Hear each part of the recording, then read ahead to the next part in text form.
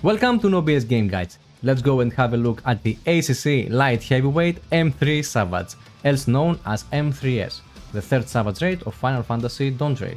The mechanics and positions of this video are all based on Hector Strat, the most popular strategy in Party Finder. Watching this video will get you 100% ready for the fight.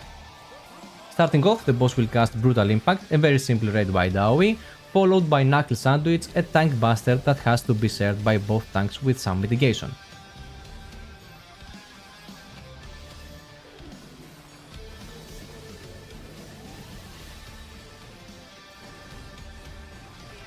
Then comes the signature move of Brood Bomber.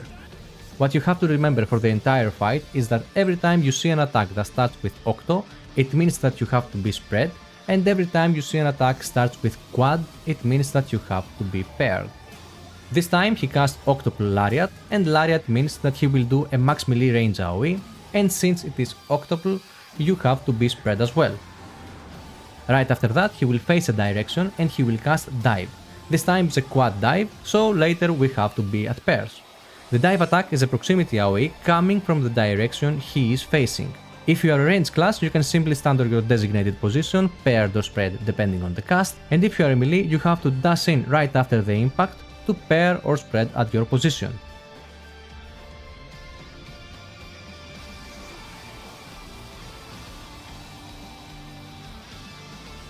Then he returns to middle for another red-wide AoE that will challenge your healers, and later he will cast Barbarous Barrage. I will not go into details for this since it is a very simple mechanic that you will always resolve the same way. The group will have to split in two light parties and always have to start their knockback trip from the middle tower, knocked back diagonally with your pair, position to be knocked back at the center, and then position to be knocked back behind the boss. There is really nothing hard here, all you have to remember is where your first tower is and be at your position in time. Then the boss returns to middle and starts doping for the first time.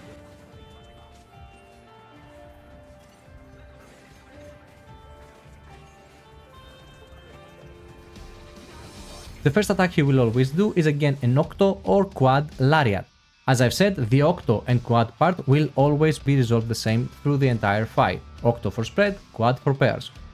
The Lariat on the other hand from now on will vary depending on the boss's animation. If his hands are on fire, instead of a max melee range attack, he will do a donut attack, and right after the first doping he will always do the fire variation attack. In this example he does Quad Lariat with fire fists, which means we have to pair and we expect a donut attack. Right after he will do the dive attack again with his fists fire on, which means instead of a proximity that we have to be far away, we expecting a knockback attack. This one actually is easier than the first variation because everyone can simply go at their positions from the very beginning and use their knockback immune to deal with it easily. Then again he returns to the middle for another red-wide AoE that will test your healers, so make sure to use your mitigations to help your healers out, Reprisal for tanks, Feint for melees and Adel for magical DPS, and then another tank buster that both tanks have to share.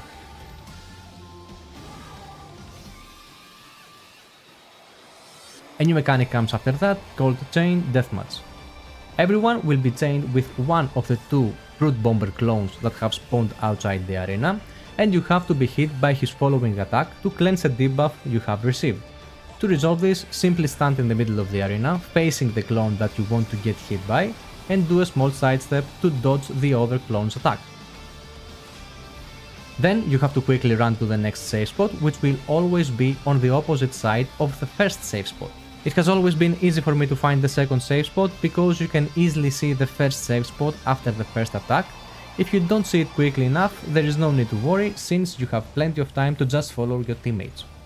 Then comes a very fast follow-up attack that will test your reflexes. It's another Octo or Quad Lariat. It will always be a Lariat attack, only you have to identify if he has flames on or off. Other than that, you will resolve it the same way as always. Another red-wide AoE and we move to the first final Fusedown. This mechanic looks heavy on your screen, but in reality all you have to remember is your designated safe spots. If you are a ranged DPS or a healer, your safe spot will always be the same for you, and if you are a melee or tank, you have to do a small adjustment. Basically what happens is that you will be marked with a long fuse or a short fuse. If you have the long fuse, you simply stack at the safe spot in between the two long fuse bombs and wait, and if you have the short fuse, you go to your designated marker, which has a long fuse bomb on it, to soak it alone. Let's see it closely in real time. In this example, I have the short fuse on me, which means I will explode first. I know that my safe spots are either A or D, so I look which one has a long fuse bomb on it and I will go there to soak it alone. As I've said, the ranged party will always have the same safe spot, so it is a little bit easier for you. After the explosion, the long fuse players, who were standing in the middle, ran to their designated safe spot, and the short fuse players ran to the new safe spot, which will always be at the opposite side of where the long fuse party were standing.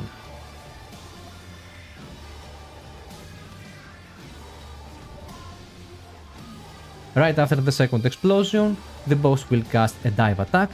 You again have to watch his animation if it is flames on or off, and of course to see if it's an octo and quad. And you deal with it the same way as always, and then prepare for the next mechanic. The next mechanic is called Fusefield, and it's almost a brain-dead healing check. Long and short fuses will appear around the boss. The order will be random, so don't look for a standard pattern. What you care mostly is a debuff timer on you that will be either big or small. The big timer is above 40 seconds and the small timer is around 20 seconds. If you have the small timer, you have to position on the small fuse, and if you have the long timer, you have to position on the long fuse. The order of which fuse is yours is fixed and it's not relative. Supports and DPS will always have different fuse type. To resolve this, we use a simple priority system. In this example, I am the main tank and I have the long timer, which means that I have to stand on the first long fuse north relative. At the next long fuse will be the off tank, then healer 1, and then healer 2. As I've said, supports will always have the same fuse. On the first short fuse will be melee 1, then melee 2, then range 1, and then range 2. And now that we have found our positions, we have to put the fires out, starting with the first short fuse. The only thing that you have to know is that there is a 2-second debuff timer after each explosion that you have to wait to expire, and that you have to give some time to your healers to top the party up before you take your fuse.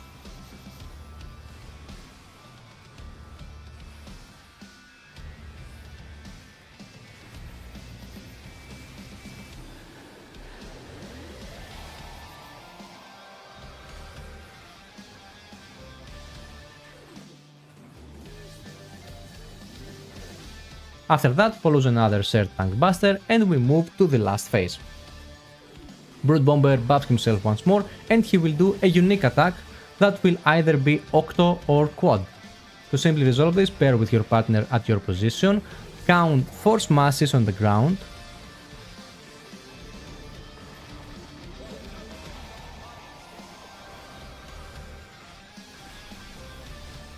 move out, then move back in,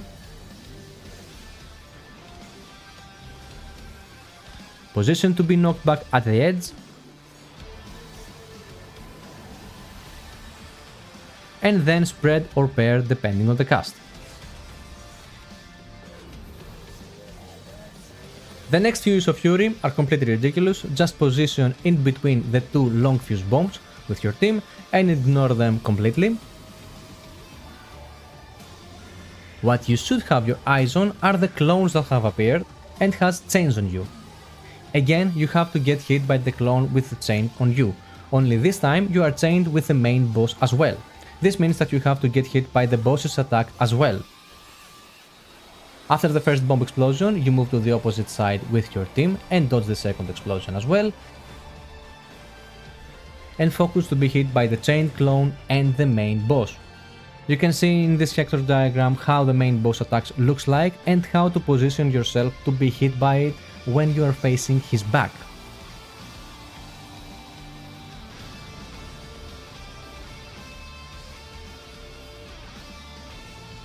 Run to your safe spot after the first strike and position for the next dive attack.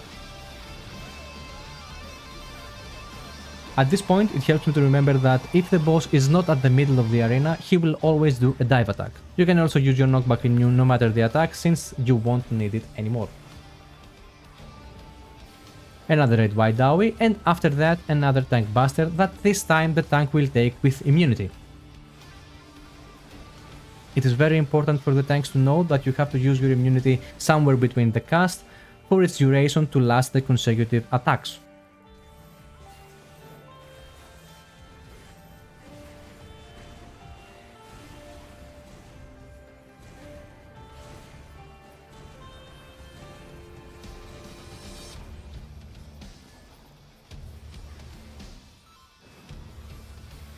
And we reach the final scary looking mechanic that once again it is very easy to resolve it with 2 easy steps.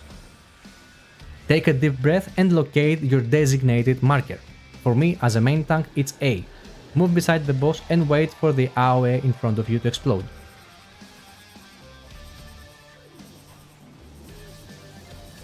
After the explosion, move inside, wait for the next explosion and then run behind the boss. Locate your marker and move there after the explosion.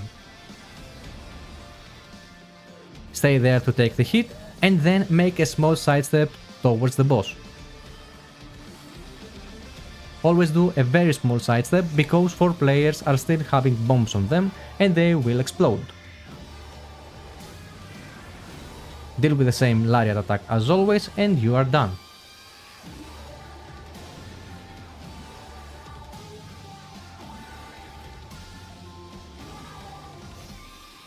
The next incoming mechanic is another Barbarous Barrage, which you will resolve the exact same way as before, only now for the last part you have to position at the safe zone based on which hand he is raising.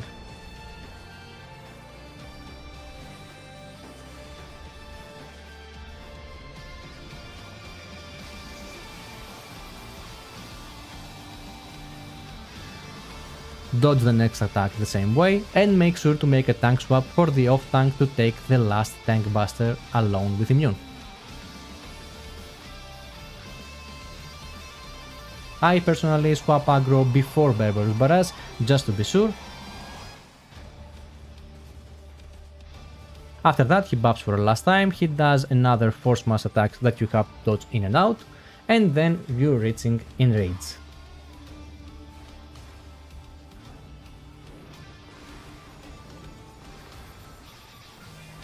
And that's it for the Arcadion lightweight M3 Savage.